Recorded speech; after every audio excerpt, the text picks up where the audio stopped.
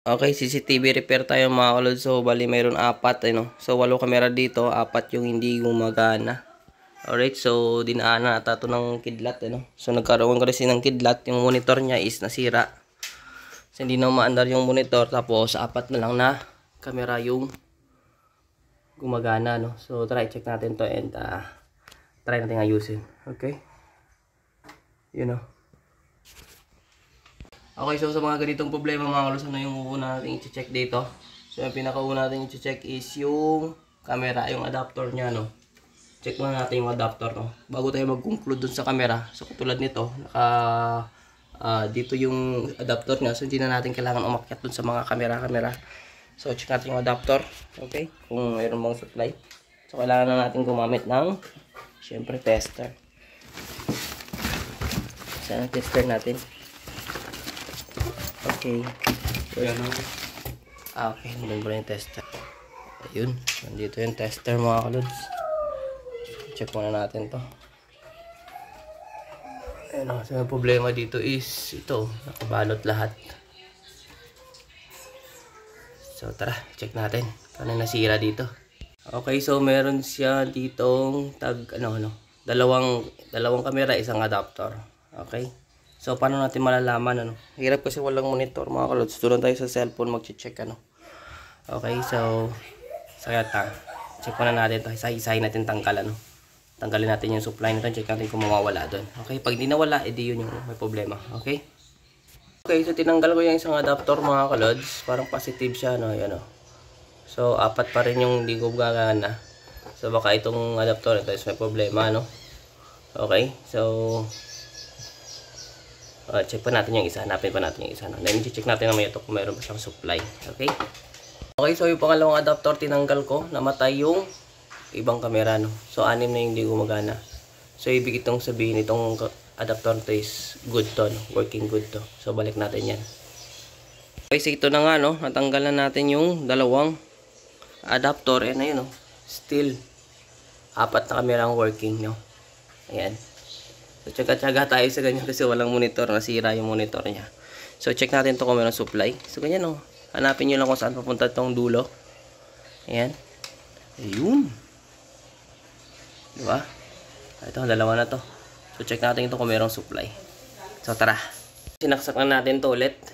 And, yan, i-check natin kung mayroong bang voltahe gamit itong tester. So, sa tester naman mga kalos, kailangan yung naka 50 times. Dito, 50 volts.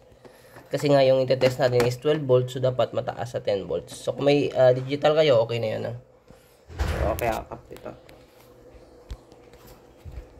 Na. So paano tayo mag-test? Ayan, o. Sana umabot. Ay, abot. Check lang natin sa ganito. Hawakan natin dito. And check natin. So ngayon walang pumapalo mga kalods. So, dapat may 12 volts yun dyan, pero walang pumapalo, di ba? So, ibig sabihin, baldado itong adapter. Okay? So, yung isa pa. Check natin yung isa. Tanggalin na natin ito sa supply. Ayan. Check yung may guhit. Sasalpak natin dito. So, pinagpakan natin. Tingin na.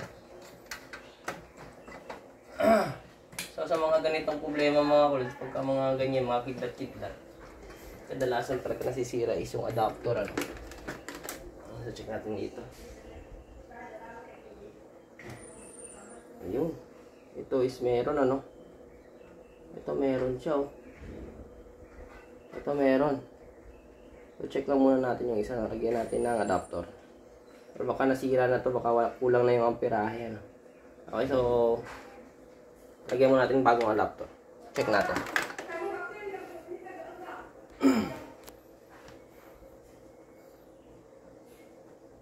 May dagdag lang pala ako mga kalods. Bago natin ilagyan ng bagong adapter to, check nyo muna itong supply kung meron bang shorted o wala, ano. So yan, times 10 or times 1 pwede. Tapos lagay nyo lang yan dyan, oh. Ito lang gawin nyo. Dikit nyo lang yan. Yan. Ayun, walang palo. So, ibig sabihin, wala tong shorted, ano. Ayan, so okay to. Walang shorted to. Yung isa naman is okay rin to. Walang shorted. So, pwede tayo maglagay ng adapter na bago.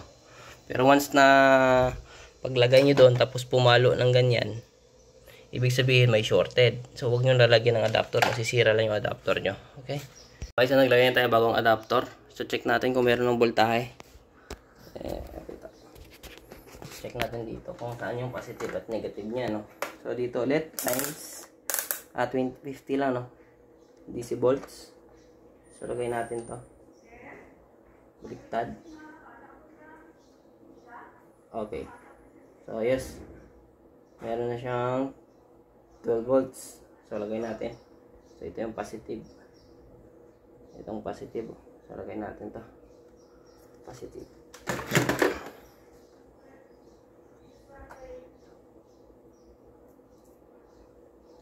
Lagay na natin. Subukan natin kung ano ba to.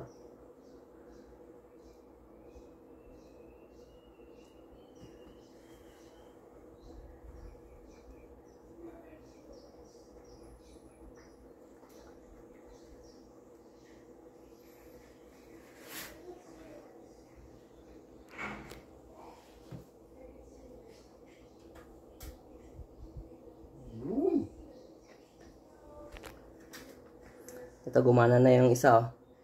Yung isa is, yun, gumana na. So, dalawa na lang yung hindi gumagana, ano. Dalawa na lang.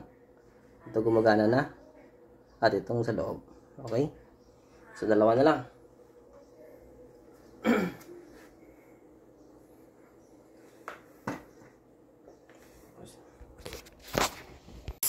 Okay, so naglagay na nga tayo ng adapter, bagong adapter doon, pero wala pa rin, no? So itong camera na to is may problema to, no? Kasi hindi siya makita dito sa camera, no? Wala. So check natin yan kung anong problema nitong camera na to. Okay?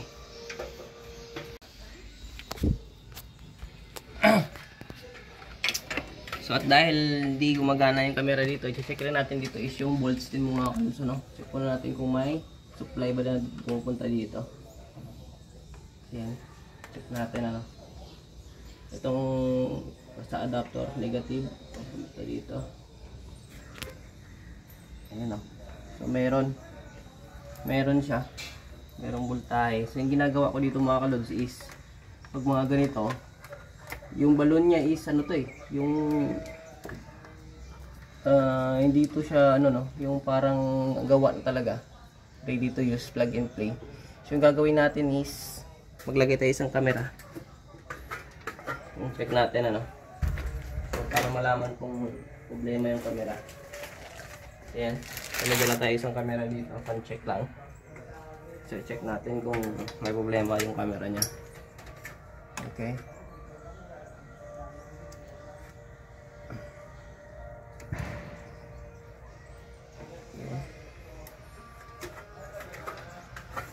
So, check natin dito.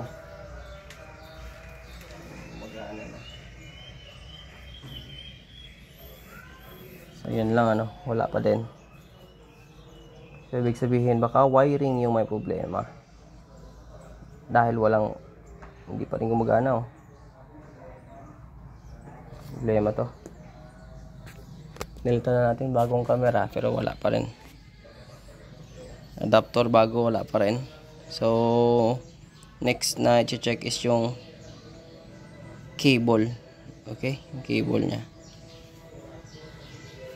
Wala talaga. So ma-double check natin kung sira ba talaga camera or yung cable. So yung gagawin natin is dito to. Dito. So yung may camera na working doon. So palitan natin ito. Check natin kung gagana. Alright. Mga kalods, confirm ano, may problema yung cable kasi nga ito. Ayan. So nilipat na natin yung number 1 dyan dito, ano. Ayan. So nilipat na natin. So gumagana na siya. Okay, so may problema yung cable. Okay, so dito tayo sa taas ng kisame. Sobrang init mga kalods. So kailangan natin mag-rewire dito, no. So lalagay tayo bagong wiring.